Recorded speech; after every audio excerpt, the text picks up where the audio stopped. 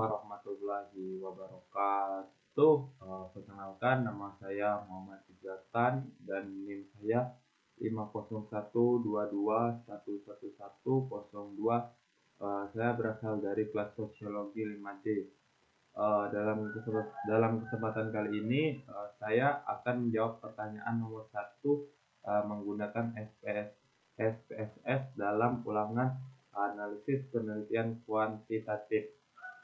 Baik, soal ujian yang pertama, sebuah penelitian dilakukan untuk mengetahui apakah ada perbedaan pengetahuan masyarakat desa A, desa B, desa C, dan desa D sesudah diberikan penyuluhan mengenai dampak membakar sampah di lingkungan tempat tinggal. Untuk keperluan tersebut diambil sampel sebanyak 20 orang warga.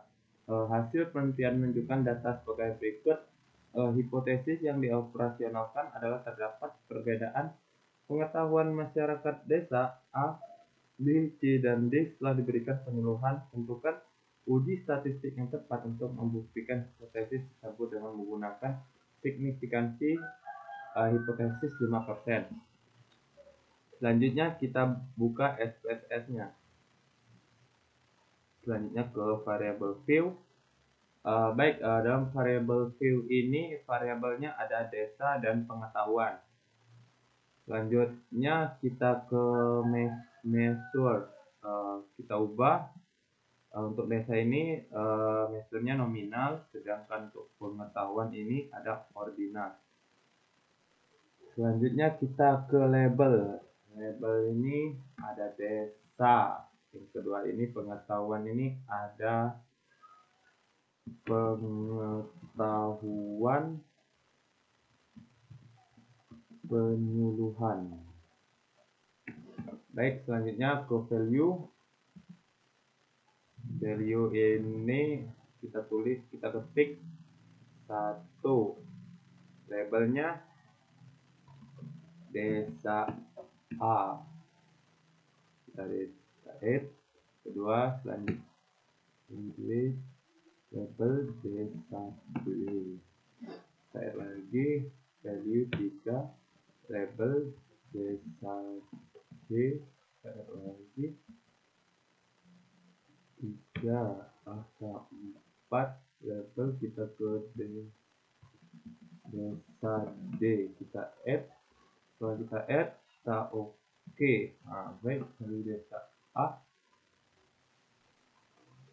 desa yang desimalnya 00. Selanjutnya kita ke data view. Data view ini sudah ada datanya yang terdapat dalam soal nomor 1. Setelah saya salin dari Excel ke SPSS-nya. Setelah itu kita olah datanya ke analyze. Selanjutnya ke descriptive statistik. Selanjutnya ke explore. Setelah ke explore, faktor list ini ada desa, dependent list ada pengetahuan. Desa kita ke faktor list, pengetahuan kita ke dependent list. Selanjutnya kita ke statistik, kita centang deskriptifnya, kita continue, kita plot, kita factor level together, then analyze kita silang dan histogram, dan normality plot with test kita silang juga. Selanjutnya kita continue. Setelah itu kita oke.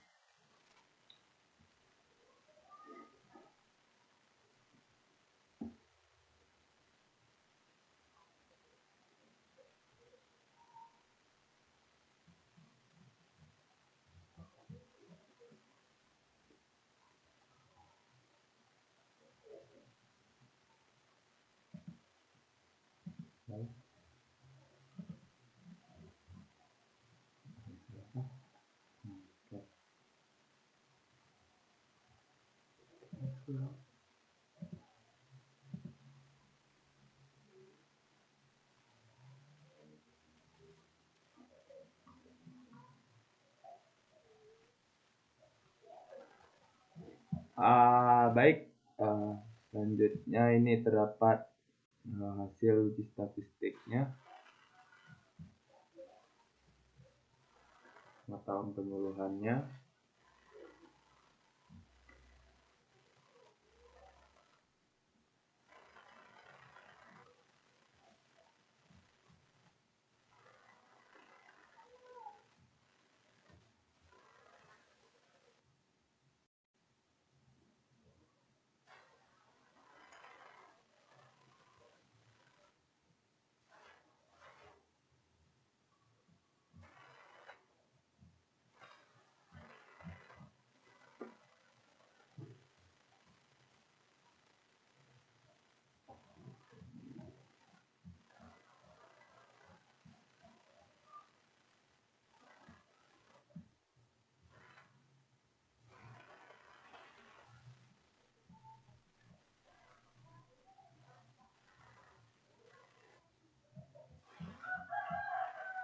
Baik, selanjutnya histogram desa A, main-nya 7,8, standar deviasi 1,795. Pada desa B, main-nya 8,55, standar devisasinya 1,572, sedangkan desa C main-nya 7,85, standar devisasinya 1,531, sedangkan desa D main-nya 7,4, standar deviasinya 1,847. Nah, jadi penarikan kesimpulannya ada perbedaan pada signifikansinya. Jadi signifikansinya penarikan setelah diuji statistik menggunakan SPSS dengan pengetahuan penyuluhannya ada perbedaan dari signifikansi desa A, desa B, desa C, dan desa D. Sekian, terima kasih dari jawaban saya nomor 1. Apabila ada kata-kata yang kurang berkenan, saya mohon maaf. Sekian, terima kasih. Baik, selanjutnya saya akan mencari hasil pada nomor 2, yaitu dengan soal sebuah survei dilakukan untuk mengetahui hubungan antara tempat tinggal dengan partai yang dipilih. Tempat tinggal dibedakan menjadi dua kategori, yaitu desa dan kota. Ada 10 partai yang dipilih, yaitu partai A, B, C, D, E, F, G, H, I, dan J. Hasil perolehan suara dari TPS yang menjadi sampel adalah sebagai berikut yang telah terlihat pada tabel. Pertanyaannya, apakah ada hubungan antara tempat tinggal pemilih dengan partai yang dipilih serta seberapa kuatkah hubungan antara X dan Y? Tentukan uji statistik yang tepat untuk menjawab pertanyaan dalam survei tersebut dengan menggunakan signifikan sama dengan 5%. Baik, selanjutnya data yang ada pada soal sudah saya jabarkan di Excel seperti ini. Lalu saya beri kode 1 sama dengan desa, 2 sama dengan kota, seperti terlihat pada kolom tempat tinggal. Baik, selanjutnya kita copy data ini lalu kita masukkan ke SPSS. Lalu data selanjutnya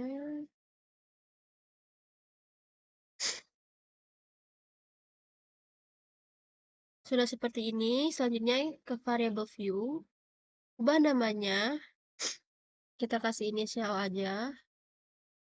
Ini. Terus desimalnya kita jadikan 0.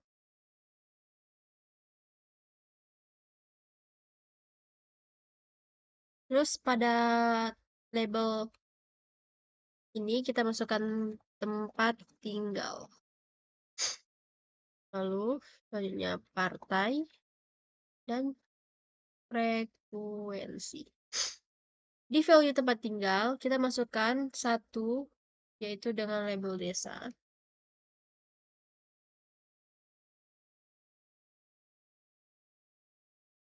2 dengan label kota. Lalu kita klik OK.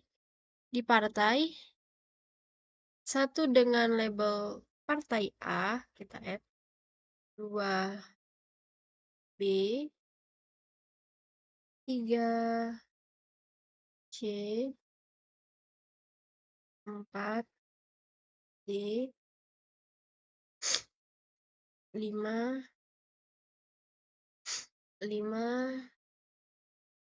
E, 6 F 7 G 8 K 9 I dan 10. Lalu klik OK. Untuk di frekuensi tidak ada ya guys. Terus tipenya di sini kita ganti string.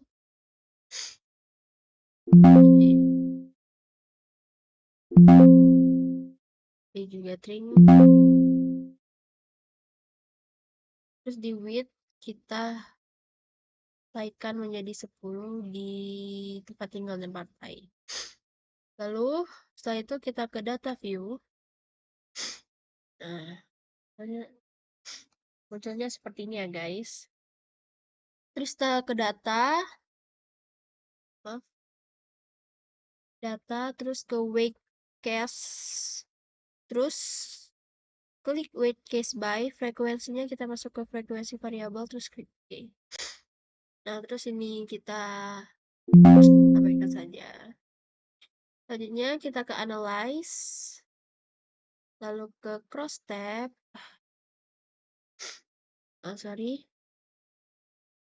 kita ke analyze, ke descriptive statistik, lalu ke cross tab. Tempat tinggal kita masukkan ke rows, partai kita masukkan ke columns. Terus kita ke statistik, ini guys. Terus kita klik contingency coefficient, lalu continue, lalu OK. Nah, keluar hasilnya gini. Kita fokus pada tabel symmetric measure. Dengan hasilnya yaitu approximate signifikannya 0,005.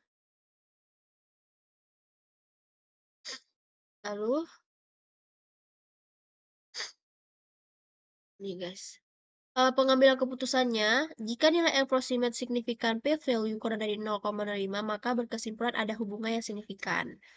Jika nilai approximate signifikan p-value lebih besar dari 0,05, maka berkesimpulan tidak ada hubungan yang signifikan.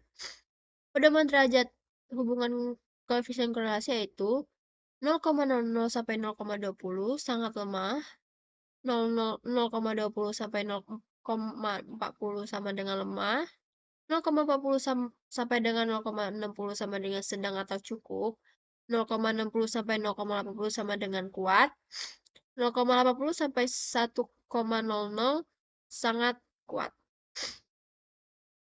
Dari hasil stable symmetric measure dapat kita ambil kesimpulan yaitu nilai p-value sebesar 0,005 lebih kecil dari 0,05, maka disimpulkan bahwa ada hubungan yang signifikan. Ada hubungan yang signifikan antara tempat tinggal pemilih dengan partai yang dipilih. Nilai korelasi yang didapatkan sebesar 0,183 ini guys. Lihat di value. Maka bisa dikatakan bahwa kekuatan antara tempat tinggal pemilih dengan partai yang dipilih adalah sangat lemah walaupun ada hubungan. Baik, itulah hasil dari nomor 2. Terima kasih. Assalamualaikum warahmatullahi wabarakatuh. Perkenalkan, nama saya Andika Prasetyo. Di sini saya akan menjelaskan nomor 3 ini dan bahwa sebuah penelitian dilakukan untuk menjelaskan hubungan antara frekuensi anak menonton YouTube dengan perilaku tantrum. Dari 12 orang responden diperoleh data sebagai berikut. Mana soal ini menyuruh kita untuk melakukan statistik yang tepat untuk menguji apakah terdapat hubungan antara frekuensi anak menonton YouTube dengan anak yang berperilaku tantrum, serta tentukanlah kekuatan hubungan antara X dan Y. Selanjutnya kita pindah ke SPS, di mana SPS ini datanya saya sudah pindahkan data soal tersebut, di mana X ini adalah frekuensi anak, Y adalah perilaku tantrum. Sebelum menentukan uji statistik yang mau digunakan, di sini saya akan melakukan uji normalitas terlebih dahulu. Untuk melakukan uji normalitas, pertama kita pilih analyze.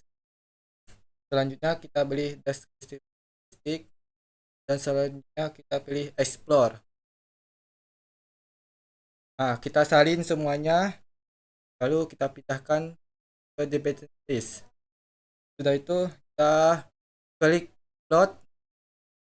Nah, setelah itu kita checklist normality dan continue dan oke. Nah, kita tunggu hasilnya.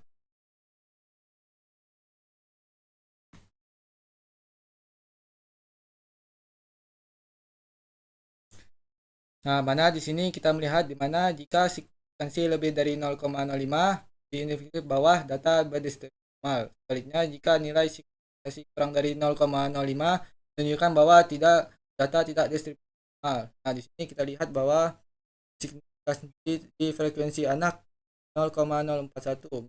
Di sini lebih dari 0,05. Sedangkan di bawahnya 0,009 ini kurang dari 0,05.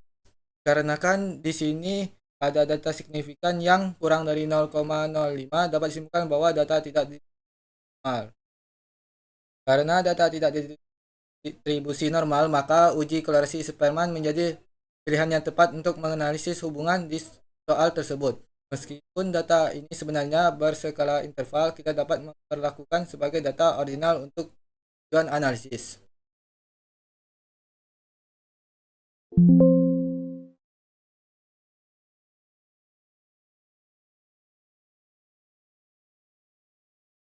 Selanjutnya di sini saya akan melakukan uji korelasi Spearman.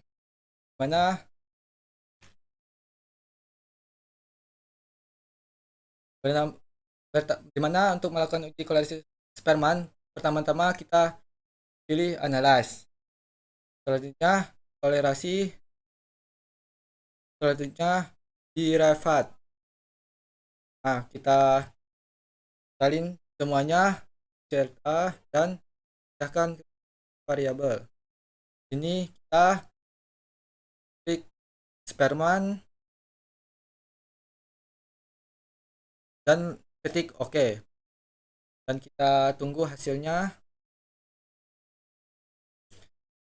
Di mana sini kita lihat di mana jika nilai signifikansi lebih dari 0,05 diidentifikasikan bahwa tidak terdapat hubungan secara signifikan. Sebaliknya, jika nilai signifikansi kurang dari 0,05 menunjukkan bahwa terdapat hubungan secara signifikan. Di mana sini kita lihat bahwa signifikansi sini adalah 0,123. Di sini dapat disimpulkan bahwa 0,125. Jadi ini lebih dari 0,05. Dapat diindikasikan bahwa tidak terdapat hubungan secara signifikan. Dan selanjutnya kita tentukan kekuatan hubungan antara X dan Y. Karena jika kita lihat di tabel di atas terdapat bahwa ini termasuk ke nilai korelasi 0,00 sampai 0,99, maka tingkatnya sangat lemah. Maka jawabannya dapat disimpulkan bahwa tidak ada hubungan yang signifikan antara frekuensi anak menonton YouTube dengan anak berperilaku tantrum, serta kekuatan hubungan antara dua variabel tersebut sangat lemah. Perkenalkan, nama saya Wintra Dewi Sumayekti. Di sini saya akan menjelaskan soal nomor 4 tentang sebuah penelitian dilakukan untuk mengetahui adakah hubungan antara orang tua yang menikah di usia dini dengan kejadian balita stunting. Dari 15 orang responden diperoleh data sebagai berikut. Tentukan uji statistik yang tepat untuk menguji apakah terdapat hubungan antara orang tua yang menikah di usia dini dengan kejadian balita stunting, serta tentukan kekuatan hubungan antara X dan Y. Yang pertama, kita buka SPSS. Terus di sini kita isi X dan di sini Y. Desimalnya kita ubah menjadi 0. Ini juga 0. Labelnya menikah usia ini, terus di sini balita stunting.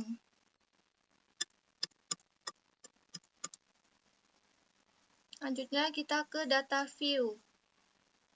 Kita buka ini soal yang tadi, kita salin ke Excel. Kita salin.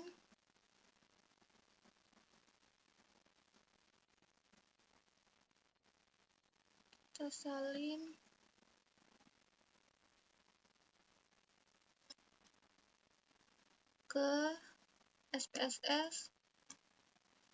Di sini kita paste. Dan ini datanya. Lanjut kita ke data view. Buka analyze. Terus ke deskriptif statistik, ke explore.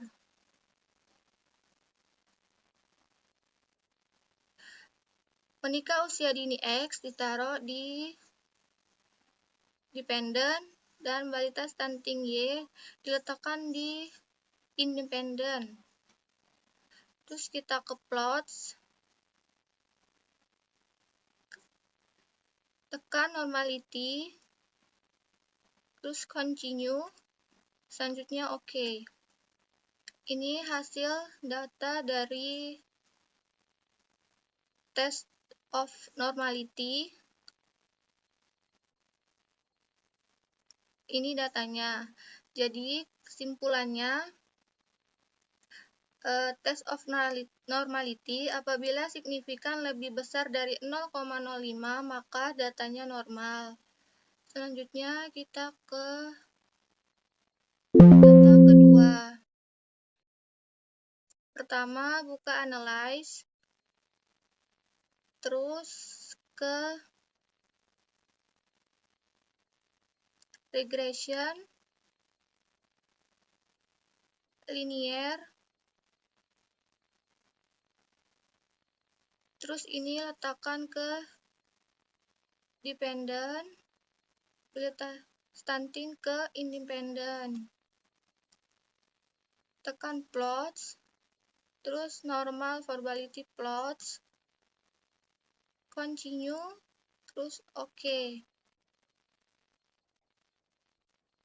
Nah, ini datanya, data dependent variable menikah usia dini. Ini datanya tidak beraturan, berarti ujinya lulus.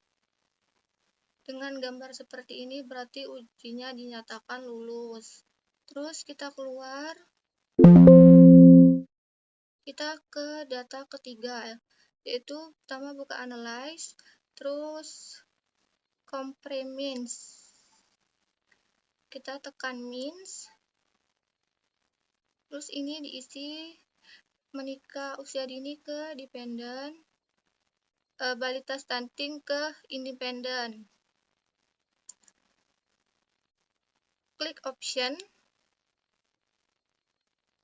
Terus test over linearity. Tekan continue. Dan OK. Nah, ini hasilnya yaitu ANOVA tabel. Variabelnya kan 2,352 dan signifikannya 473. Jadi kesimpulannya apabila signifikan lebih besar dari 0,05 maka uji linear dinyatakan lulus. Berarti uji ini dinyatakan lulus. Dari menjelaskan ketiga cara tadi, terakhir kita menjelaskan uji utama, yaitu kita keluar dulu. Kita tekan analyze, terus ke regression dan linear. Ini kita ke plots. ZPRED ini kita pindah ke Y. dan ZRESID ini kita pindah ke X. Terus ini normal vulnerability plots, kita continue dan oke. Ini hasilnya, yaitu ada model summary. Hasilnya ada 10,602. Jadi kesimpulannya, model summary memberikan informasi tentang kekuatan hubungan antara variabel independen dan dependen. Terus ada variabel ANOVA. Kesimpulannya, ANOVA itu menunjukkan apakah ada model regression yang digunakan serta secara keseluruhan signifikan atau tidak. Baik, Assalamualaikum warahmatullahi wabarakatuh. Saya akan menanyakan soal nomor 5. Nah, yakni sebuah penelitian dilakukan untuk mengetahui pengaruh penerapan disiplin X1 dan penugasan dan metode penugasan S2 terhadap prestasi belajar mahasiswa program studi sosiologi semester 5. Data dari 10 orang responden yang dipilih secara acak ditunjukkan dalam tabel berikut. Nah, di sini bisa kita lihat sendiri, ini datanya. Dan tentukan uji statistik yang tepat untuk menguji bagaimana hubungan antara penerapan disiplin S1 dan metode penugasan S2 secara bersama-sama dengan prestasi belajar mahasiswa. Apakah hubungan ketiga variabel tersebut signifikan? Seberapa besar variabel X1 dan S2 memengaruhi variabel Y? Nah, di sini saya akan mengerjakan menggunakan regresi berganda, yakni di mana dalam mengerjakan regresi berganda ini kita harus melewati 4 asumsi. Yang pertama, tes normalitas data. Yang kedua, tes collinearity. Ketiga, uji linear. Dan yang keempat itu uji heteroskedastisitas. Baik, pertama-tama kita akan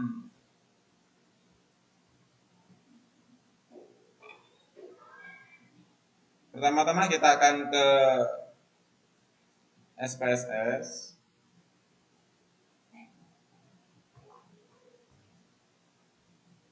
Kita akan masuk ke SPSS. Nah, di sini saya sudah menginput datanya. Oke, langsung saja kita pergi ke variable view, di mana di sini sudah tertera X1 dan sudah penerapan 2 metode, yaitu prestasi belajar. Nah, di mana di metode ini kita ubah ke scale semua. Langsung kita kembali ke data view. Pertama, kita akan uji normalitasnya. Kita masuk ke analyze. Kita masuk ke regresi. Kita masuk ke linear. Nah, setelahnya kita masukkan ke 2 X1 dan X2 ini ke independen.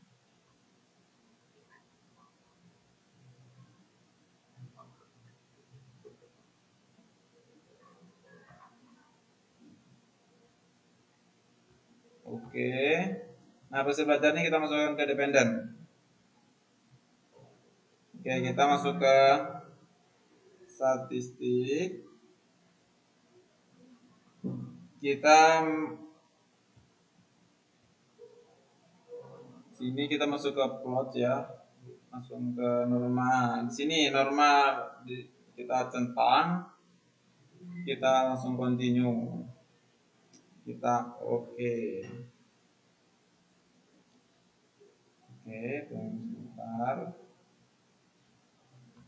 Nah, oke, di sini kita sudah menemukan. Nah, di sini kita sudah melihat hasil normalitasnya. Nah, di sini sama persis ya. Nah, di sini kita sudah melihat bahwasannya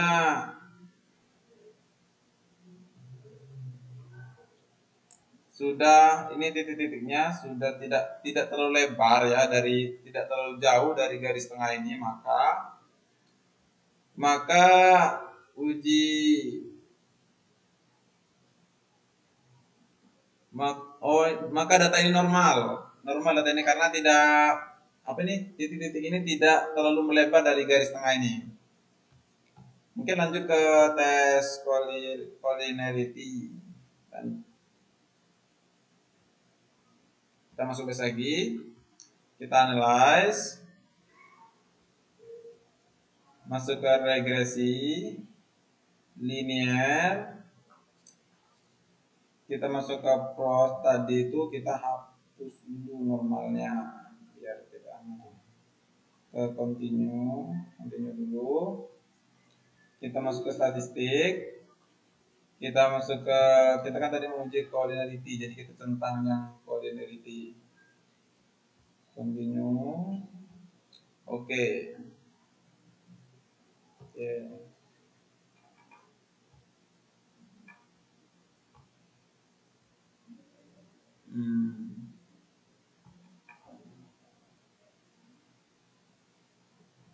Nah, di sini bisa kita lihat bahwasanya hasil dari koefisiennya itu 1,898 dan metode pelukasannya itu 1,898. Jadi ini keputusannya diperoleh nilai F itu 1,89 kurang dari 10 dan nilai toleransinya jadi ini 0,527 lebih dari 0,01, maka dinyatakan tidak terjadi multikolonialitas. Model regresi yang baik harus tidak terjadi korelitas yang tinggi antar variabel, dan hasil yang diperoleh tidak terjadi multikolonialitas di data tersebut. Mungkin next kita lanjut ke uji linear. Kita masuk sedikit lagi. Oke. Jadi kita langsung ke analyze,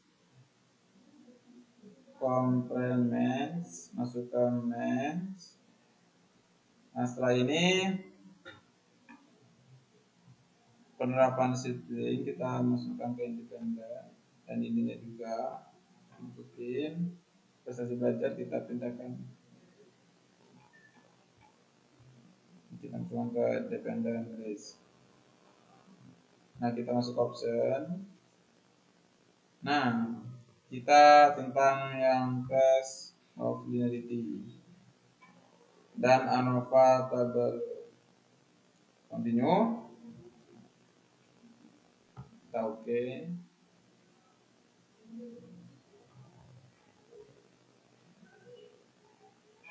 Nah, kita pergi ke ANOVA ya. Nah, di sini hasilnya ya, signifikannya kita lihat. Nah, di linear kita lihat sini sama hasilnya. Maka dapat disimpulkan bahwa nilai division from linearity itu yakni 0,136 di sini. Maka tidak ada hubungan yang linear secara signifikan antara variabel independen dengan variabel dependen.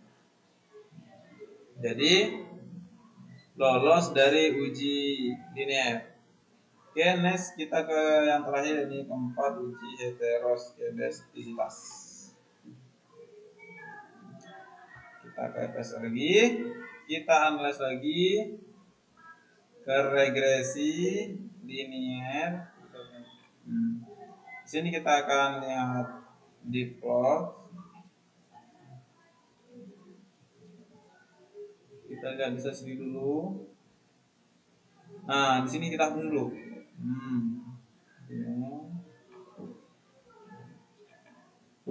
Kita langsung ke save. Nah, di sini kita tentang dulu. Oke, benar. Di sini kita continue. Oke.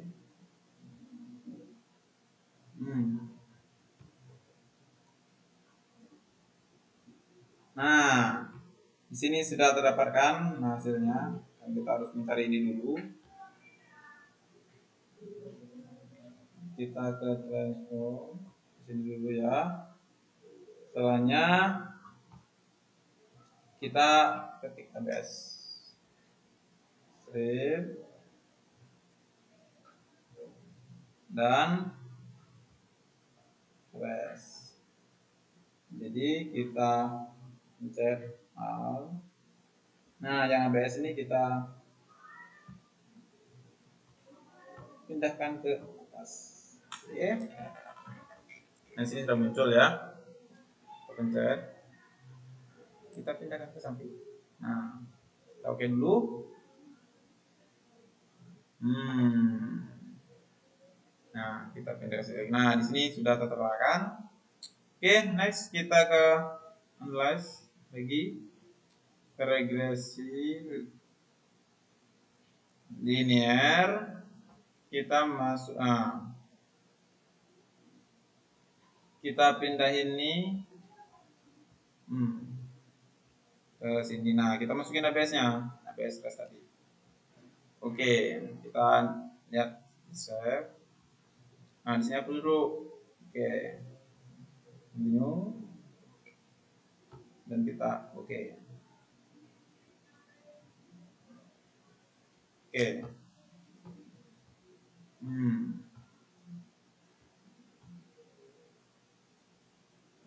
Oke, selanjutnya kita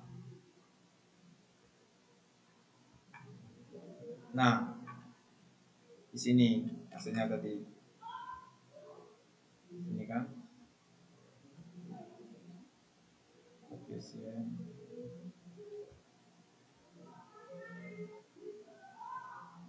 Nah, di sini sudah kita lihat bahwasannya jika nilai signifikan itu lebih dari 0,5, nanti gejala heterogesitas dalam model. Jika nilai signifikannya kurang dari 0,5, maka terjadi gejala heterogesitas. Nah, maka dapat disimpulkan bahwa penerapan disiplin X1 dan metode penugasan S2 yaitu 0,690 di sini dan 0,902 di penugasan lebih dari 0,05, maka tidak terjadi gejala heterogesitas.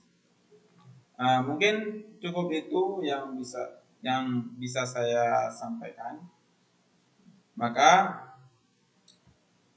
Maka uji ini semuanya dari keempatnya itu lolos semua. Bisa masuk ke tahap selanjutnya yang nantinya akan diteruskan oleh kawan saya. Mungkin cukup itu dari saya dan sekian, terima kasih. Baiklah semuanya, perkenalkan saya Sanju Anggara.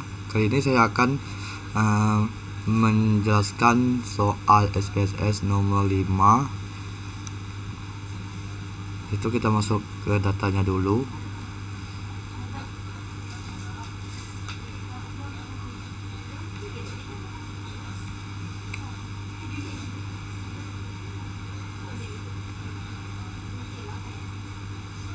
Kita analis dulu datanya, kita salin.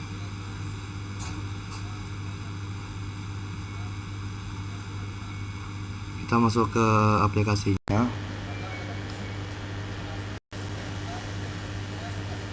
Kita salin di sini data tadi, kita paste aja. Kita masuk ke variable view. Ini kita ganti menjadi X1, variabel X1. Ini variabel S2 dan ini variabel Y. Ini kita ke scale atau rasio lagi, dan ini juga. Lalu kita ke analyze, kita masuk ke regression karena ini masuk ke analisis regresi berganda. Jadi kita masuk ke regression, kita ke linear. Nah, untuk data ini X1 nya kita masukin ke independen, X2 nya juga independen, sedangkan yang Y ini masuk ke dependen. Nah, udah semua. Kita lihat plus dulu. Kita lihat statistik dulu. Kita lihat sebelumnya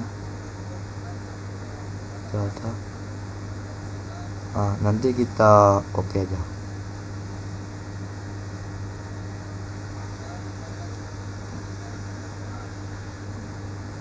Inilah data-datanya seperti yang dapat dilihat.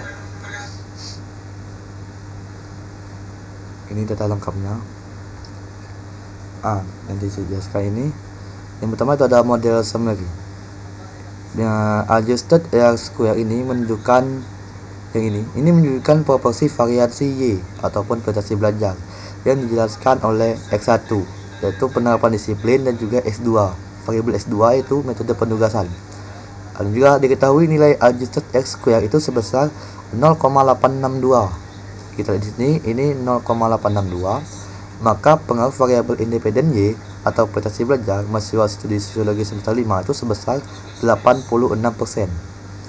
Dan juga kita lihat nilai adjusted R-square dapat digunakan untuk mengetahui seberapa besar kontribusi X1 ataupun penerapan disiplin dan juga X2 metode penugasan terhadap Y prestasi belajar mahasiswa studi sosiologi semester 5. Dan juga yang ANOVA, kita lihat kolom ANOVA. Perhatikan kolom SIG yang ini. Untuk uji F, jika itu kurang dari 0,05, maka hubungan X1 penerapan disiplin dan juga X2 nya metode penugasan secara bersama-sama dengan Y prestasi belajar mahasiswa sosiologi semester 5 itu signifikan. Diketahui nilai SIG sebesar 0,001. Kita lihat data SIG-nya ini, itu berarti kurang dari 0,5. Maka berkesimpulan bahwa variabel independen ataupun berprestasi belajar mahasiswa sosiologi semester 5 ini berpengaruh signifikan terhadap variabel dependen ataupun penerapan disiplin dan juga metode penugasan. Kita lihat yang koefisien. Inilah data-datanya. Ini perhatikan kolom SIG pada X1. X1 ini penerapan disiplin dan juga X2 metode penugasan ini.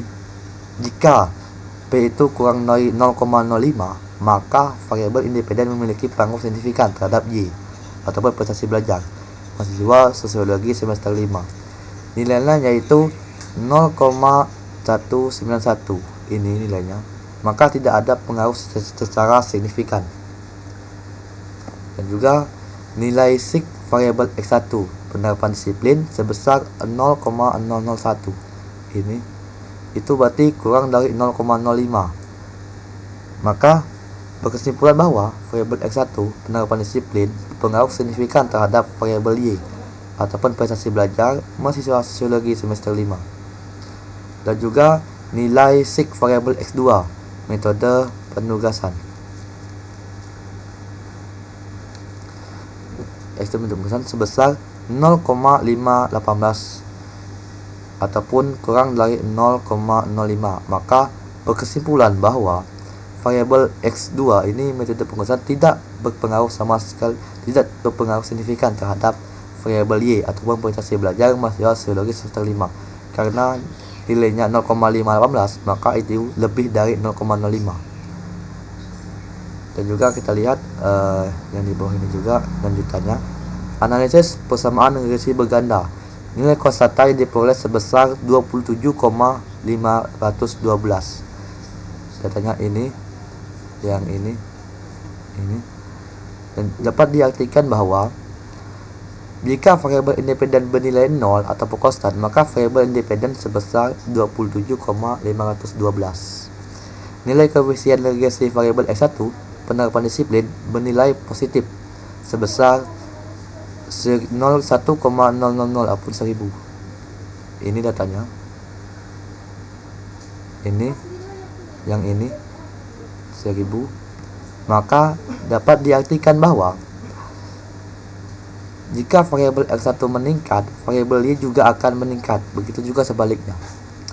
Nilai koefisien regresi variabel X2 metode penugasan bernilai negatif sebesar min, 0,196. Datanya yang ini.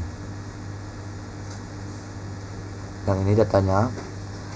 Coba kita lihat bahwa jika variabel X2 meningkat, maka variabel Y akan menurun. Begitu juga sebaliknya. Terima kasih. Perkenalkan, nama saya Irmano Fitri. Di sini saya akan melanjutkan penjelasan teman saya, yaitu nomor 6.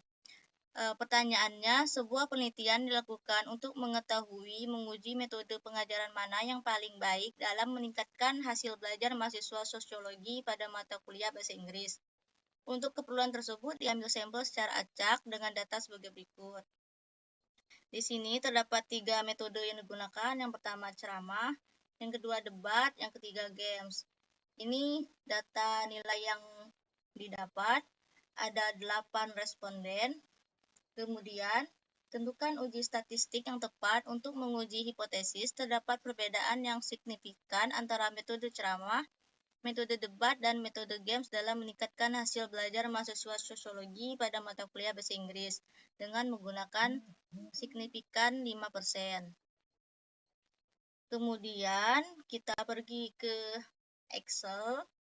Di sini ada data yang telah saya salin tadi. Ada 2 kolom. Yang ini saya urutkan dari 1, 2, sampai 3. 1 untuk ceramah, 2 untuk debat, 3 untuk games. Ini data-data yang sesuai dengan di soal tadi. Kita copy.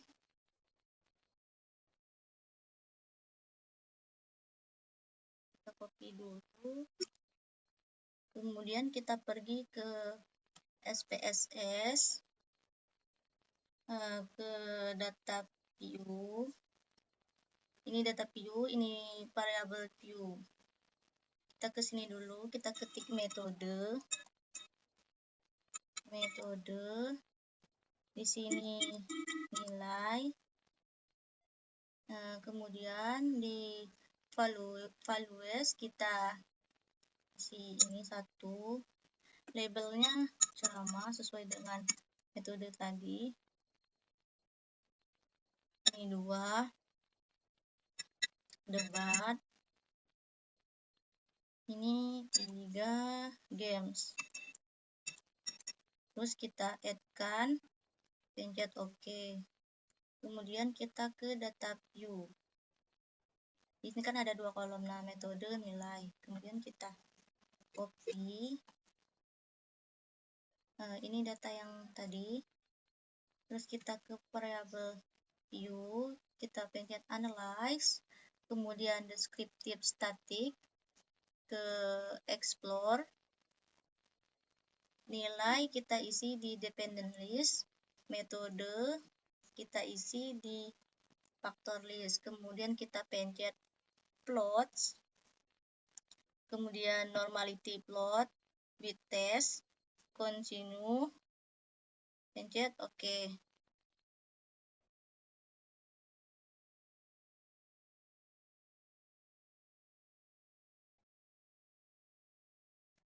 Ini data yang telah kita dapat.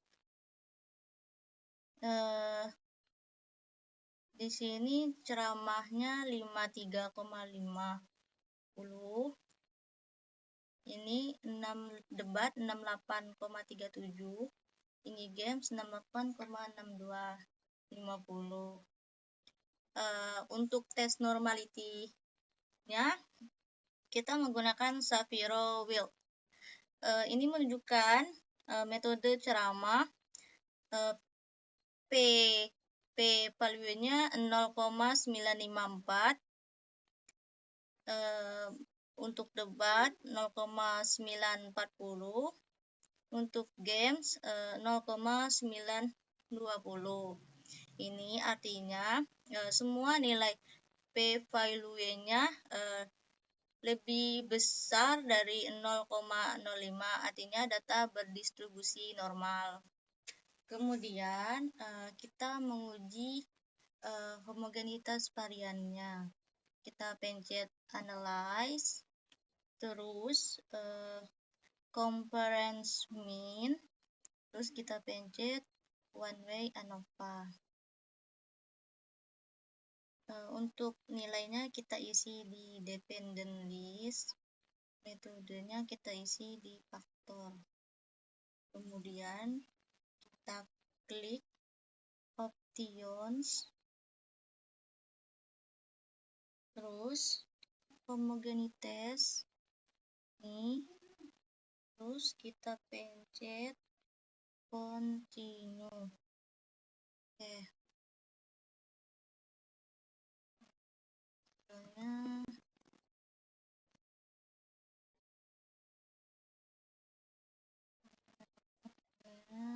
Ini hasilnya,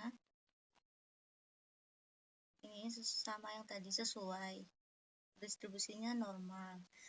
Kemudian langkah ketiga kita melakukan uji ANOVA. Uji ANOVA-nya kita ini pencet analyze, terus compare means, terus one way ANOVA. Ini kita pencet post off, terus pencet OK, continue, terus pencet OK.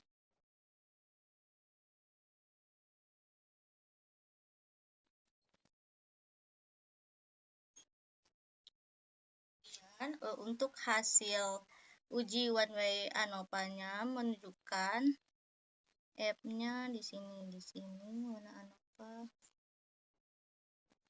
ANOVA, ini ANOVA. Ini nilai ANOVA-nya,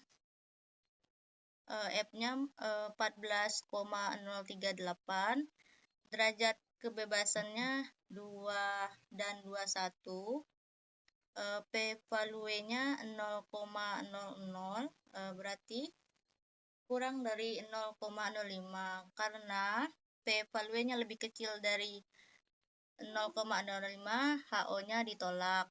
Kemudian untuk hasil uji 2K-nya menunjukkan ini 2K post hoc, analisis post hoc. Terdapat perbedaan signifikan antara metode ceramah dengan debat. P-value-nya 0,00. Terdapat perbedaan signifikan antara metode ceramah dengan games. P-value-nya 0,00, dan tidak ada perbedaan signifikan antara metode debat dengan games. Jadi kesimpulannya, terdapat perbedaan yang signifikan antara metode pengajaran ceramah, debat, dan games terhadap hasil belajar mahasiswa. Adapun untuk datanya memenuhi asumsi normalitas.